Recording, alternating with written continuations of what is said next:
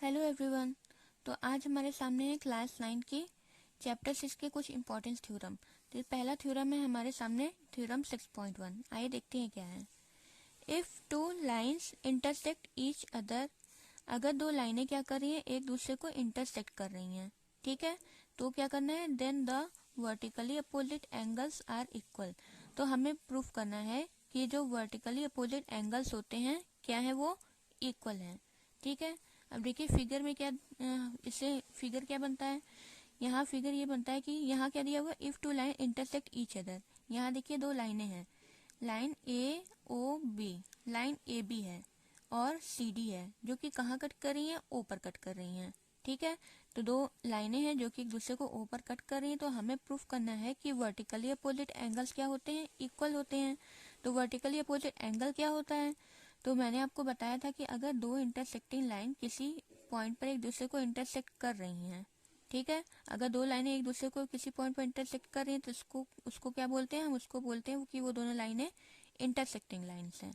ठीक है, तो ये दोनों लाइनें ए बी और सी डी एक दूसरे को पॉइंट ऊपर अगर कट करती हैं तो इनके आमने सामने बने हुए एंगल को हम क्या बोलते हैं, वर्टिकली अपोजिट एंगल बोलते हैं।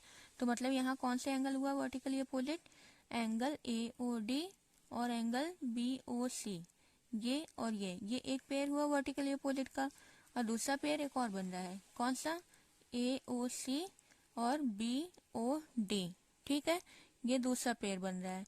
तो हमें यही प्रूफ करना है कि ये दोनों वर्टिकली अपोजिट एंगल्स के जो पेयर्स हैं वो क्या हैं, आपस में इक्वल हैं। ठीक है, तो अब इसको प्रूफ करने के लिए सबसे पहले तो हमें जो भी चीजें क्वेश्चन में गिवन है उसको लिख लेते हैं। जैसे कि यहाँ देखिए मैंने लिखा हुआ है पहले से कि गिवन में हमें क्या है, हमें गिवन में बस दो इंटरसेक्टिंग लाइन दी हुई है जो एक दूसरे को कट करती हैं। तो हमने मान लिया कि दो इंटरसेक्टिंग लाइन ए बी और सी डी है जो कि इंटरसेक्ट कर रही है एक दूसरे को, कहाँ, ओ पर। ओके, और इसके अलावा हमें प्रूफ क्या करना है, प्रूफ हमें ये करना है कि A O C equal to B O D, A O C is equal to B O D vertically opposite. और एक और पेयर है वर्टिकली अपोजिट का, A O D is equal to B O C, A O D is equal to B O C. ठीक है, ये हमें इतना प्रूफ करना है, तो इतनी चीजें हम पहले लिख लेते हैं। अब इसके बाद हम करेंगे प्रूफ। अब देखिए प्रूफ के लिए हमें क्या करना होगा, आइए फिगर में देखते हैं। पहले देखिए फिगर में दिया हुआ है, अगर हम इस लाइन पर आते हैं, लाइन ए बी, ठीक है, तो लाइन ए बी में देखिए, लाइन ए बी पर ये जो पॉइंट ओ है, यहाँ से हमें की रेल दिख रही है, क्या, ओ डी। ठीक है, तो ये ओ डी जो है ये इस लाइन ए बी के साथ एंगल्स बना रही है। कौन सा एंगल, ए ओ डी और बी ओ डी, ये दो एंगल्स बना रही है। तो मैंने आपको बताया था कि अगर किसी स्ट्रेट लाइन की किसी सेम साइड पर जितने भी एंगल्स बनते हैं उन सारे एंगल्स का सम क्या होता है, 180 डिग्री होता है। ऐसा क्यों होता है, क्योंकि ये हमारी लीनियर पेयर की प्रॉपर्टी है। ठीक है, तो अगर हम इस लाइन पर आए, आइए यहाँ लिखते चलते हैं, कौन सी लाइन पर है हम, ए बी, हम लिखेंगे यहाँ on line A B. Line A B पर क्या है, angle A O D plus angle B O D, इन दोनों का सम क्या, 180 डिग्री। लिख लेंगे angle A O D plus angle B O D is equal to 180 degree. इसे मान लेते हैं इक्वेशन 1। और ये हमारा 180 डिग्री है क्यों, इसका हम रीजन देंगे लीनियर पेयर की प्रॉपर्टी से।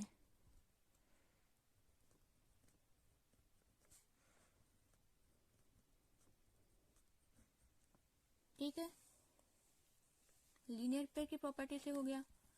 और दूसरा क्या है, ये हमारा इक्वेशन 1 हो गया। अब देखिए हम इस लाइन पर आते हैं, लाइन सी डी पर। ठीक है, अभी हमने ए बी लिया था, अब हम लाइन सी डी पर आते हैं। सी डी पर भी देखिए ये एक रे है ओ बी, तो ये भी एंगल फॉर्म कर रही है। एक कौन सा एंगल, एक एंगल बी ओ डी और दूसरा एंगल बी ओ सी। तो इन दोनों का सम भी क्या होगा, 180 डिग्री होगा। क्यों होगा, ये भी लीनियर पेयर की प्रॉपर्टी से होगा, सेम चीज है, सेम इसके जैसा। तो हम लिखते हैं ऑन लाइन सी डी, लिख लेते हैं। On line CD। CD में क्या था? Angle BOD, angle BOD plus angle BOC is equal to 180 degree. इसे हम ले लेते हैं इक्वेशन 2, और ये भी हमारा क्यों हुआ है? लीनियर पेयर की प्रॉपर्टी से।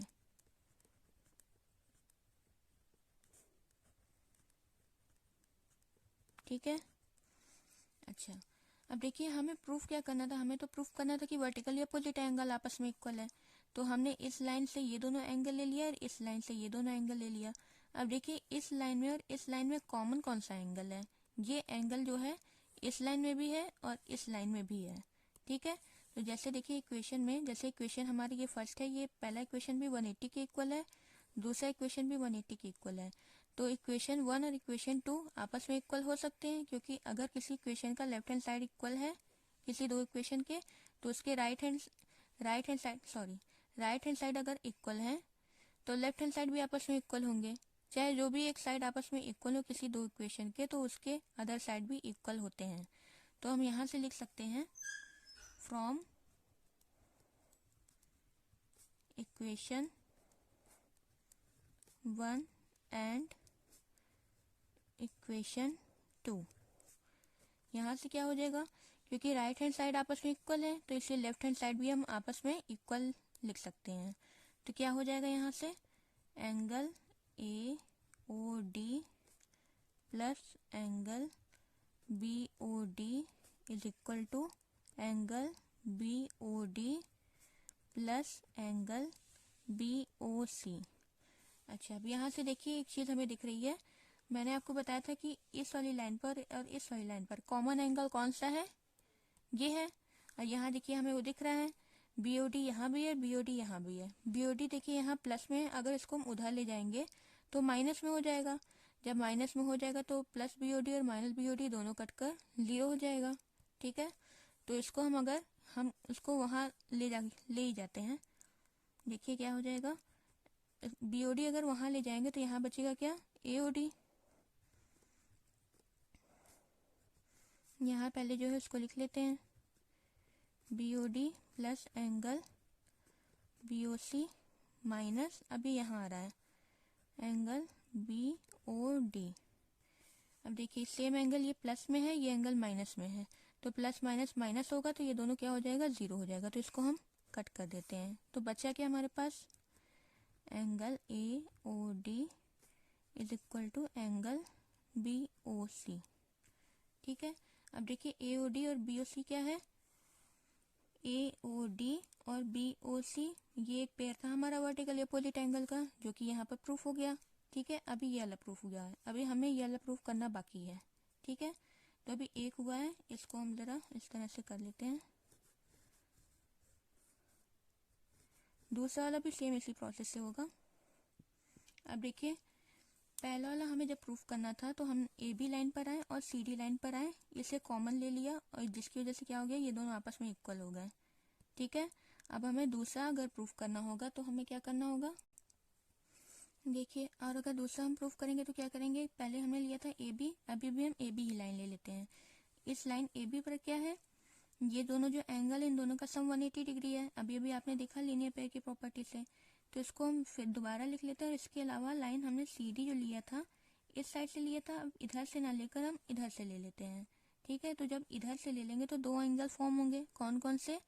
AOC और AOD। ठीक है, और जब हमने AB लिया था तो AOD और BOD मिला था, तो अब इधर भी हमें कॉमन एंगल ये मिल जाएगा। ठीक है, तो जब कॉमन एंगल मिल जाएगा तो इसकी तरह वो भी क्या हो जाएगा? कट हो जाएगा, और हमारा AOC is equal to BOD आ जाएगा। ठीक है, अब आइए इसको करके देखते हैं। सबसे पहले क्या? लाइन AB पर हम देखते हैं।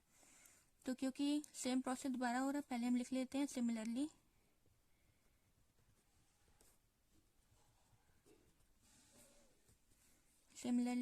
कौन सी लाइन? AB।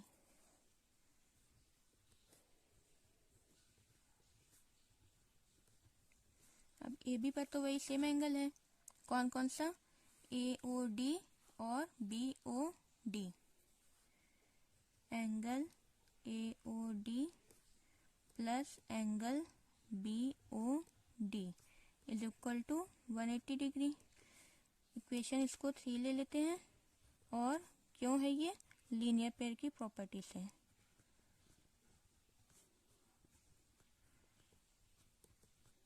ठीक है, और दूसरा क्या है, दूसरा हमने बोला था लाइन CD पर, ठीक है, इस साइड से। तो इधर पहले लिख लेते हैं on line CD।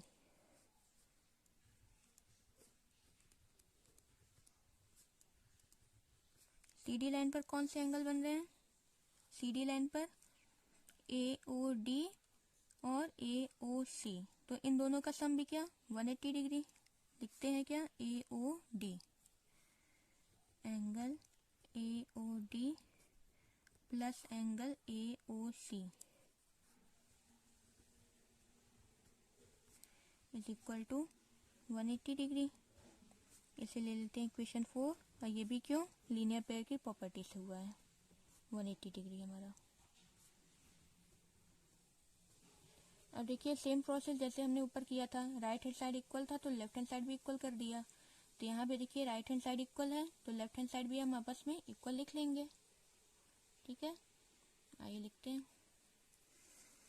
From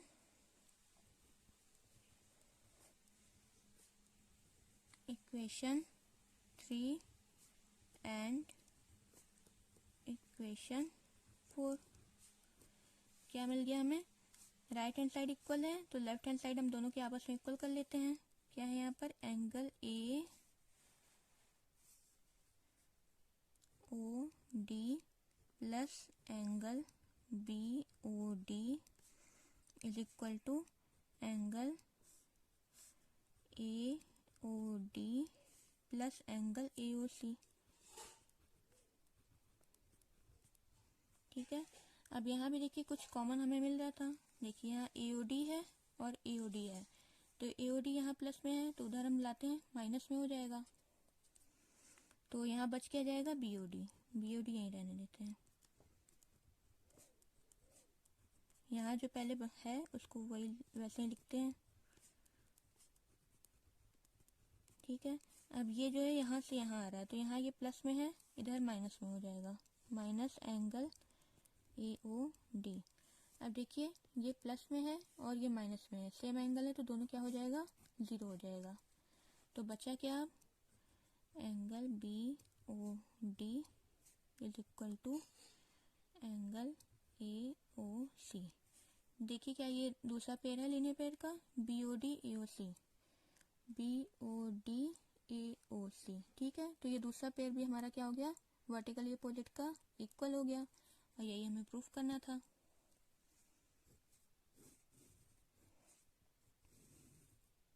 last में लिख लेते हैं HP, मतलब हेंस प्रूफ। ठीक है, आई होप कि आपको ये समझ में आया होगा। अब आइए दूसरा थ्योरम देखते हैं। देखिए दूसरा थ्योरम है हमारे सामने, थ्योरम 6.2। ये क्या दिया हुआ है, if a transversal intersect two parallel lines. मैंने आपको इसकी पिछली वीडियो में बताया था पैरेलल लाइंस और उसके कुछ रिजल्ट्स के बारे में।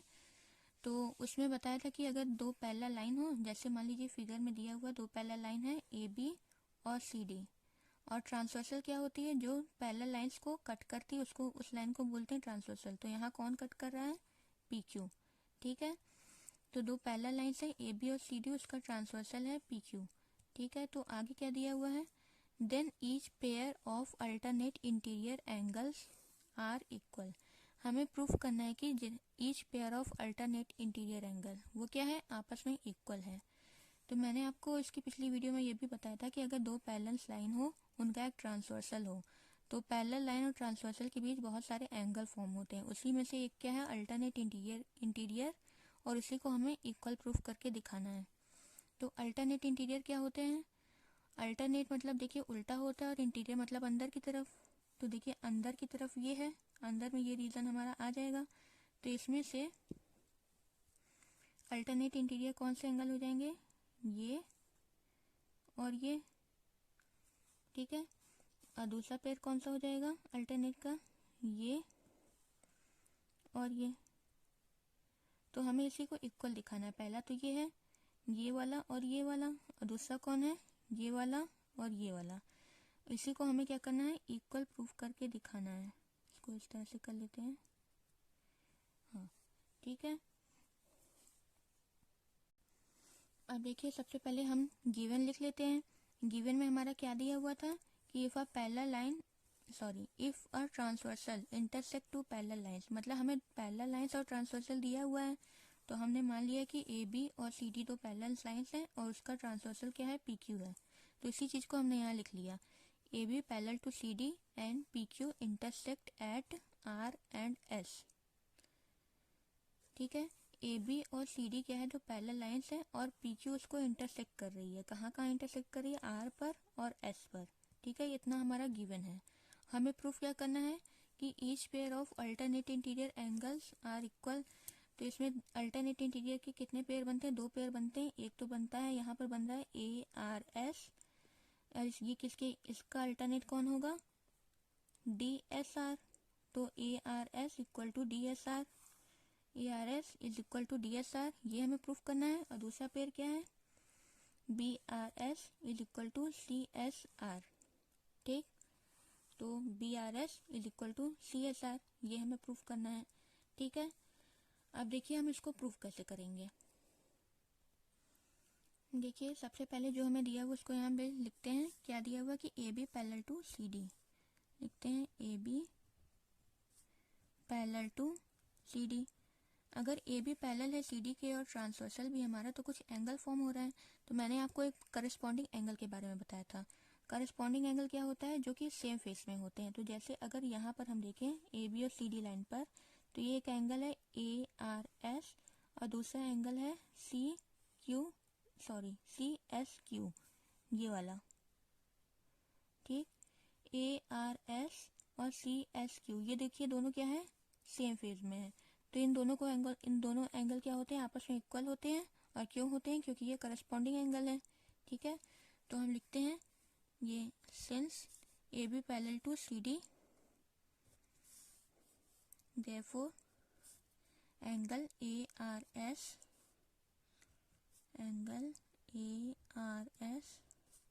Is equal to angle C S Q,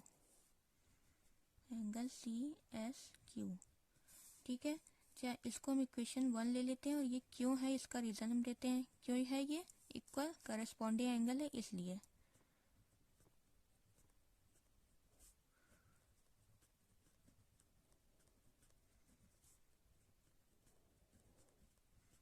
ठीक है।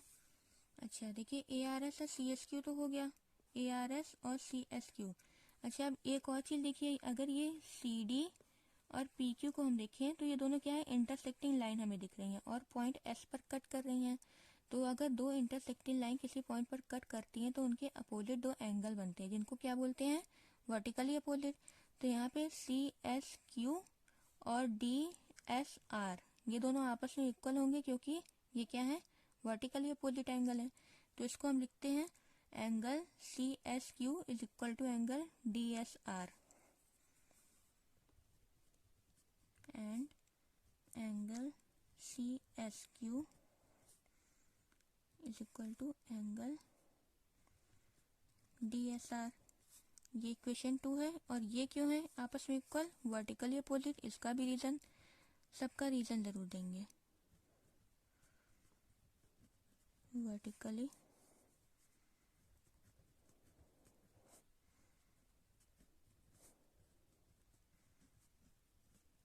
ठीक है। अब देखिए इन दोनों इक्वेशन से क्या हमें कुछ कॉमन मिल रहा है। देखिए A R S is equal to C S Q और C S Q is equal to D S R. अच्छा यहाँ से हम सी एस क्यू की वैल्यू अगर यहाँ पे पुट कर दें, तो A R S equal to D S R हो जाएगा, ए आर एस और डी एस आर हो जाएगा। और यही दोनों हमारे क्या है, अल्टरनेट इंटीरियर, जो कि हमें प्रूफ करना था। तो हमारा प्रूफ हो जाएगा। तो हम लिखते हैं फ्रॉम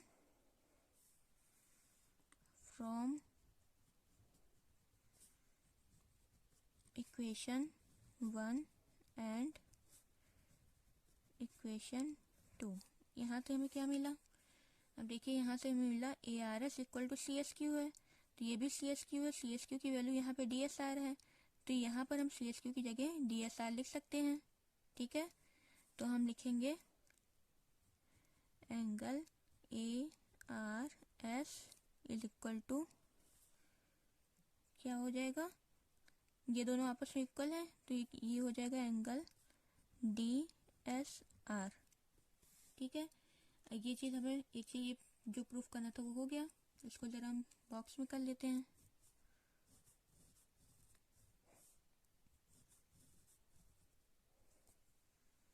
ठीक है, अब एक तो हमारा हो गया, अब दूसरा भी हमें प्रूफ करना है, तो दूसरा भी सेम इसी प्रोसेस से करेंगे। पहले करस्पॉन्डिंग, फिर वर्टिकली अपोजिट, फिर दोनों को आपस में दोनों इक्वेशन से इक्वल हो जाएगा। अब देखिए इसके लिए हमें क्या करना होगा, ये और ये तो इक्वल हो गया, अब हमें ये और ये इक्वल दिखाना है। तो जब हमें ये और ये इक्वल दिखाना था तो हमने इसको और इसको ये वाले करस्पॉन्डिंग एंगल को लिया था। तो अब हमें ये और ये इक्वल दिखाना है, तो हम ये वाला करस्पॉन्डिंग किसके है, इसके करस्पॉन्डिंग है। तो अब हम इन दोनों को लेते हैं और सेम इसी प्रोसेस से इसको प्रूफ करते हैं। तो यहाँ क्या हो जाएगा, पहले डाल लेते हैं सिमिलरली।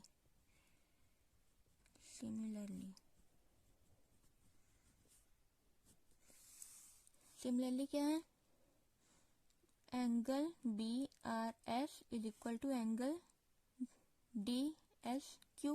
क्यों होगा, करस्पॉन्डिंग एंगल। हाँ, एंगल क्या है, B R S is equal to angle D S Q. इसको ले लेते हैं क्वेश्चन 3। क्यों इक्वल है ये, करस्पॉन्डिंग एंगल।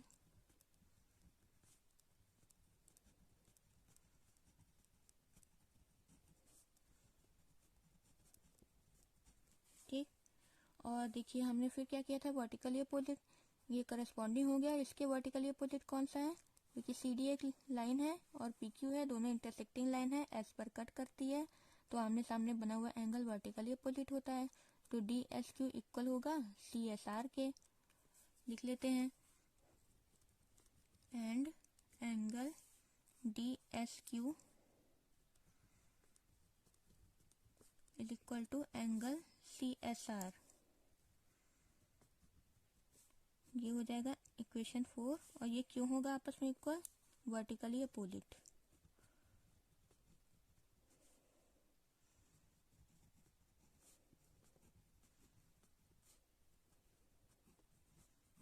ठीक है, अब देखिए यहाँ भी हमें कॉमन मिल रहा है, डी एस क्यू और डी एस क्यू सेम इसकी तरह, सी एस क्यू यहाँ कॉमन था, तो ये दोनों आपस में इक्वल हो गया। तो डी एस क्यू आपस में इक्वल है, तो यहाँ से डी एस क्यू की वैल्यू हम यहाँ पुट कर देंगे, तो क्या हो जाएगा, B R S equal to C S R हो जाएगा, और जो कि हमें प्रूफ करना था B R S equal to C S are.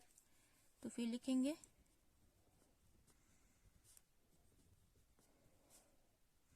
From equation 3 and equation 4। इससे हमें क्या मिला, ये दोनों कॉमन है, तो ये दोनों आपस में इक्वल होंगे। Angle B R S is equal to angle C S R. ठीक है, तो देखिए B R S equal to C S R, ये भी दूसरा पेयर था वर्टिकली अपोजिट का, जो कि यहाँ पर प्रूफ हो गया। ठीक है, तो इस तरह से हमारी ये 2 थ्योरम आज प्रूफ हुआ है। फिर आगे के और नेक्स्ट जो थ्योरम हमारा हम अपनी अगली वीडियो में देखेंगे। इसको यहाँ लिख देते हैं हेंस प्रूफ। आई होप कि आपको ये कुछ थ्योरम समझ में आया होगा। Thank you.